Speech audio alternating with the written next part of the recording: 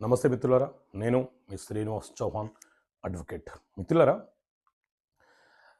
సాక్షి సంతకం పెట్టే వ్యక్తికి గ్యారెంటర్గా హామీ ఇచ్చే వ్యక్తికి మధ్య తేడా ఏంటి? ఎవరికి ఏం బాధ్యతలు ఉంటాయి?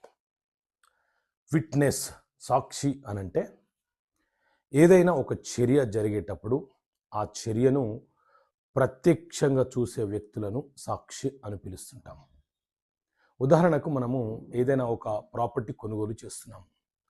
ఆ సేల్ డీడ్లో మనము ఇద్దరు విట్నెస్ల సంతకాలను తీసుకుంటాము. చట్టబద్ధంగా ఇద్దరు సాక్షులు అవసరము. అంటే వాళ్ళు అక్కడ సంతకం పెట్టారు అని అంటే దాని అర్థం ఏంటి అని అంటే వారి సమక్షంలో ఒకరు అమ్మారు, ఒకరు కొనుగోలు చేశారు. కొనుగోలు చేసిన వ్యక్తి, అమ్మిన వ్యక్తి ఇంత సొమ్ము చెల్లించాడు, లేదా చెక్కు రూపంలో ఇంత చెక్ ఇచ్చాడు, లేదా వేరే ట్రాన్సాక్షన్ జరిగింది వారి మధ్య అని తెలియపరచడానికి అతని సమక్షంలో ఈ ట్రాన్సాక్షన్ జరుగుతూ ఉంటుంది.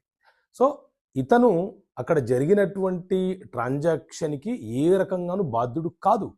కానీ ఏదైనా ఒక సందర్భము ఏర్పడి, వివాదం ఏర్పడి న్యాయస్థాన పరిధిలోకి వచ్చినప్పుడు అసలు ఏం జరిగిందో చెప్పడానికి సాక్షి యొక్క ఎవిడెన్స్ అనేది కీలకంగా మారుతుంది.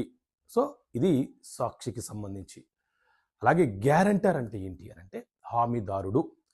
మనం ఎవరి వద్ద నుంచి అయినా అప్పు తీసుకున్నప్పుడు మనము చెల్లించలేని పక్షంలో పలానా వ్యక్తి చెల్లిస్తాడు అని చెప్పి ఒక గవర్నమెంట్ ఎంప్లాయీనో, లేకపోతే ఒక బిజినెస్ మ్యాన్నో, లేకపోతే ఒక మంచి వ్యక్తినో తీసుకొచ్చి అతనితో మనం హామీ ఇప్పిస్తూ మనకు కావాల్సిన సొమ్మును మనము తీసుకుంటున్నామంటే దాని అర్థం మనం చెల్లించకపోతే మన తరపున అతను చెల్లిస్తాడు, అతని హామీ ఇస్తున్నాడు అని అర్థం.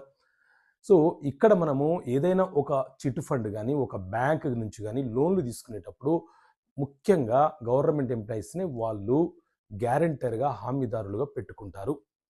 అలా హామీదారులుగా పెట్టుకున్న తర్వాత మనము చెల్లించకపోతే వాళ్ళను కూడా పార్టీగా పెట్టి అవతల వ్యక్తులు, అప్పిచ్చిన వ్యక్తులు న్యాయస్థానంలో కేసులు ఫైల్ చేసి మన ఇద్దరికి అంటే అప్పు తీసుకున్న వ్యక్తికి, గ్యారెంటర్కి నోటీసులు పంపించే అవకాశం ఉంటుంది. సో గ్యారెంటరు, హామీదారుడు ఆ అప్పుకు కూడా బాధ్యుడవుతాడు. సో ఇది సాధారణంగా ఉండే తేడా.